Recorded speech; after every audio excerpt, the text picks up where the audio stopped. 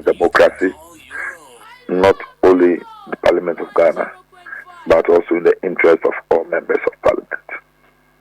He's been thoughtful through it, and he's looked at the circumstances. Recall of Parliament lies within the discretion of the Speaker. And when I look at the circumstances under which the recall was being requested, I knew that the Speaker would definitely object to it and declare it. But you see, Afenimaki and the MPP are being hypocritical, and they are being, let me say, uncaring. Because it is evil, it is demonic, it is wickedness to want to call MPs to Parliament at this crucial time when they are all on their, on their toes, on their feet, working around the clock to be able to make sure that they are able to secure their seats. Some MPs have not slept for days. Some travel hours. So let me tell you this. Yesterday, Dramani Mahama ended the campaign in the Western region somewhere around 12 midnight in Wasakropong. Drove from there to Takoradi, got to Takoradi almost around 2 a.m. From one, set off in the morning around 9 o'clock. Going to Evaledria, from Evaledria to Pristia Hune Valley, from Pristia Hune Valley to Amenfi West, Amenfi West to Amenfi Central, Amenfi Central to Amenfi East. You need to see the roads. It's terrible.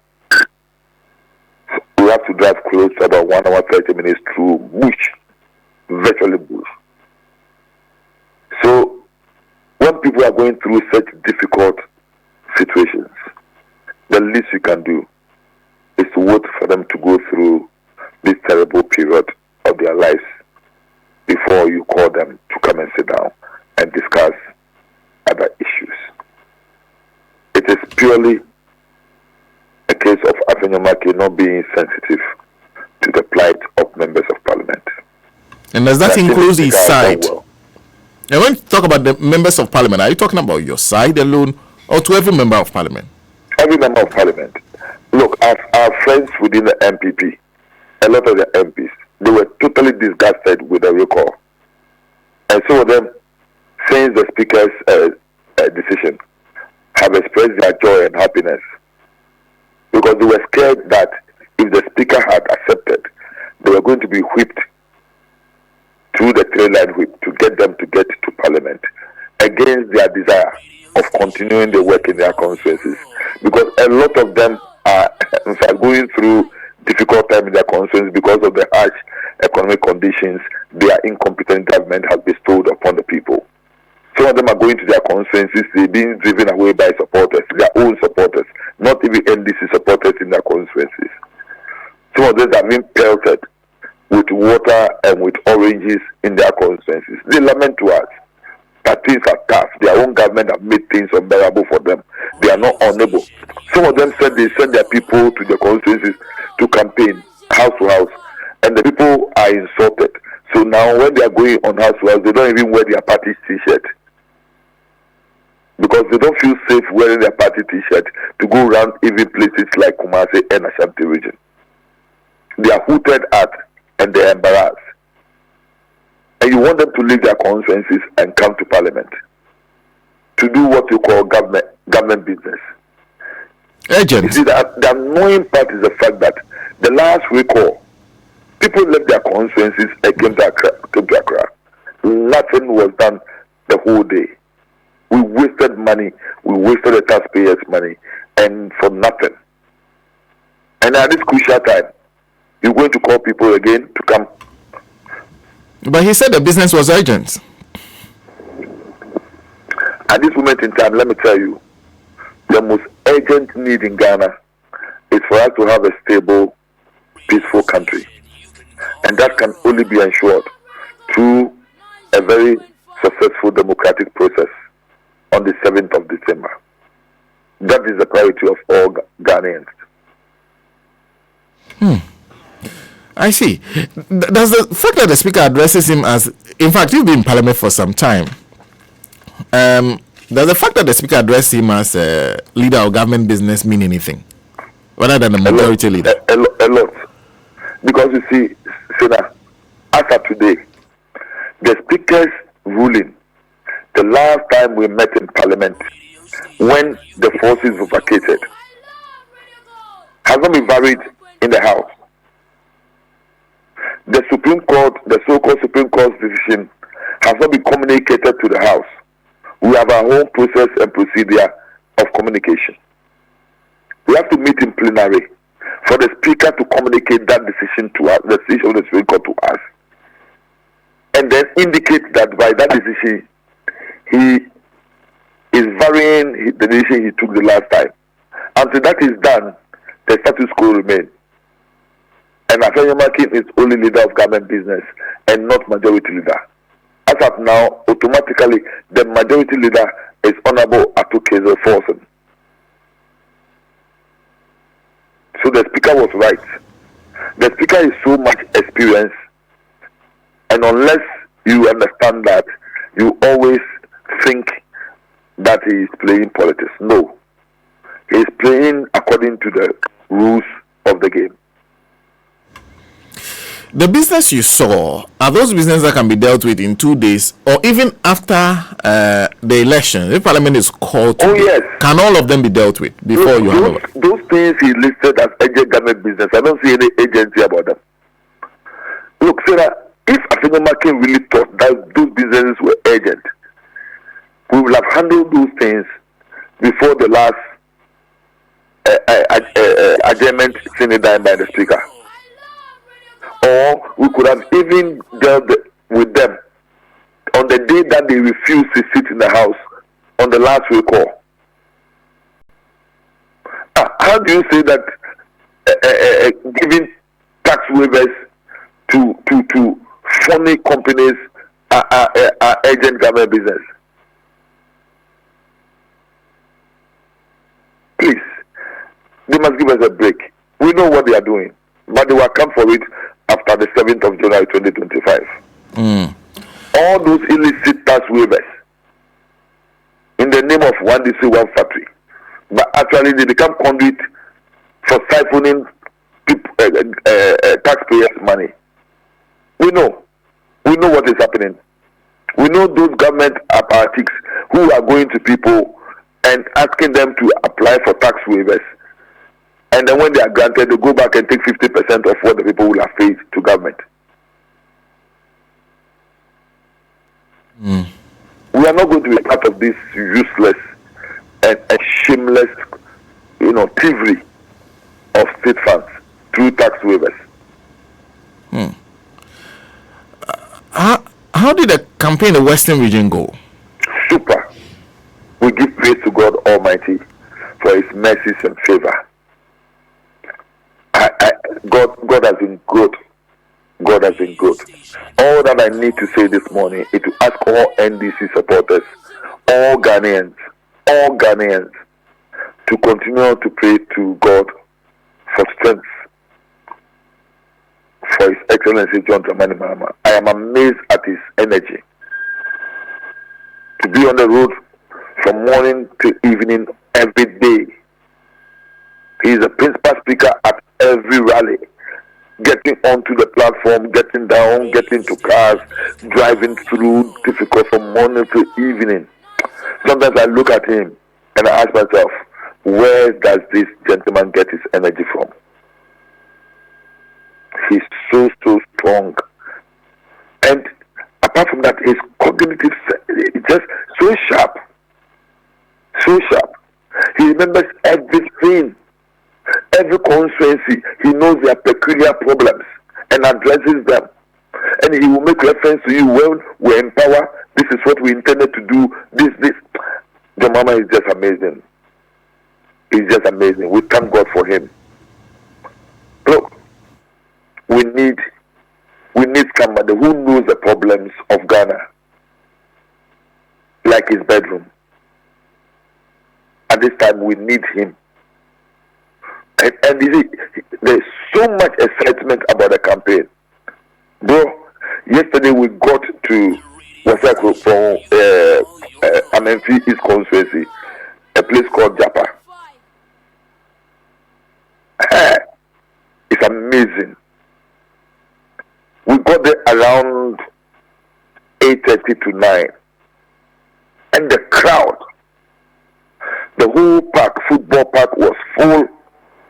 And there were so many people on the streets. And they were just so excited. And the youth, oh God.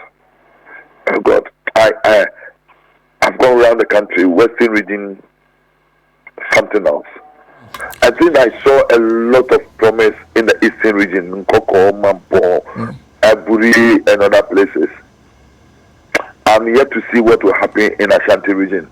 But let me tell you, what I've seen in the Western region has boosted my confidence and my hope that these elections is not just going to be a victory for the NDC, but a landslide for the NDC. That's quite interesting, because those who are looking at the numbers will tell you that you need to overturn the Western region in terms of what happened in 2020.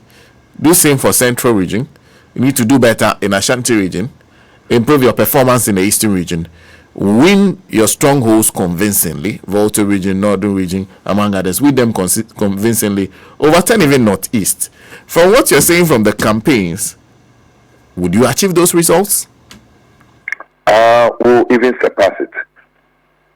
I can tell you, God has been faithful, God has been good.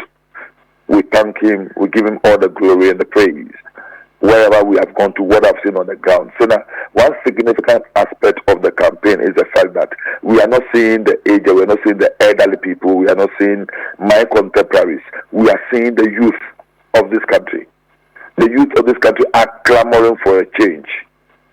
Look, wherever we've been to, yesterday, if you consider the fact that we ended the rally in the community engagement in Japa somewhere around 12 midnight, and the people were still there, and you can see young boys and girls, 18 years, 19 years, 20 years, so excited, full of energy. The place, look, they were jumping, the whole place, was dusty, and they were dancing, firing fireworks into the skies and enjoying themselves. To them, Christmas has just come, victory has just come. It's amazing. I saw that in Western region, I saw it in Central region, and wherever we've been to, God has been faithful to Ghanaians and to the NDC. And I can tell you, we will exceed our expectations.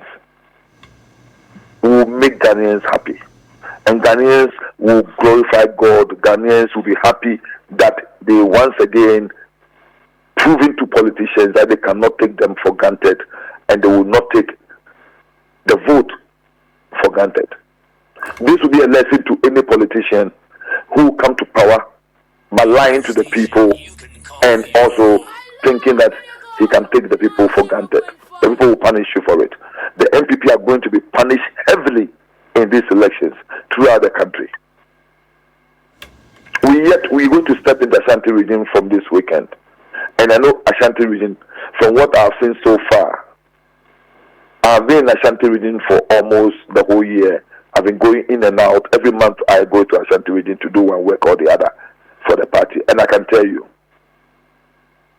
Ashanti region will beat everybody's imagination. Because they are Ghanaians. They know what is right and what is wrong. The Ashanti region, people in the Ashanti region were not born with the MPP around their umbilical cord. It was propaganda which was fed into them. A very unfortunate indoctrination to make them believe that the MPP is like a religion they must follow or worship. But for the past 1 year, the NDC has taken a message to the people of the Ashanti region And the people of Ashanti region have now accepted the fact that all these years they've been lied to, they've been conned, and now they've seen the light, they've seen the truth, and they will want to follow the light and the truth. Thanks be to God, almost every citizen of this country coming from the Ashanti region have seen the difference between the two parties, the difference between the two governments of John Dramani Mahama and of Nana Akufo-Addo and Bawumia. Everybody in the Ashanti region know what is good. They've measured that, they've gauged us, and they've come to the conclusion that the NDC has served their interests better than the MPP. So we'll see what will happen in the Ashanti region from this weekend. And I can tell you, I have seen, people come up with some projections and predictions or things about I can tell you these elections, the least I expect your Mahama to get is between 55 and 53%. 55, so 53 to 55%. Yes. The minimum. That's the minimum. The minimum I expect your Mahama to get is 53.7%. That is being formed by what I'm seeing on the ground. I'm so experienced in the politics of this country, and to know. Oh, thank market. I've never made a mistake with my projections. Since 2000, I've been giving you predictions all the time. It's always been truthful, and I'm telling you this. The least I expect John Mahama to get in these elections is 53.7%. 53.7%. Yes. Okay. I've noted it down. Yes. And I'm sure we'll come back to this conversation. Thank you very much. In the meantime, before I let you go, are you monitoring what is happening in your backyard of Ododo? Because the report we are picking up is I'm that definitely in touch. Your backyard has become the center of open bribery, election inducement, including even a gas tanker being packed and people being told to bring their cylinders, they will fill it for them. It will not change anything. You're sure? Then people will still lose Ododo. In 2020, they used guns and machetes and money. They couldn't overcome the NDC. And they will not be able to overcome the NDC 2024. Take it from me. They will still, that seat will never go to MPP. Nii Alfred, Nii Ashikote will be the honorable member of parliament elect for the people of Ododo on the 7th of December 2024. Okay. Honorable, thank you. It's a Thank pleasure. you once again.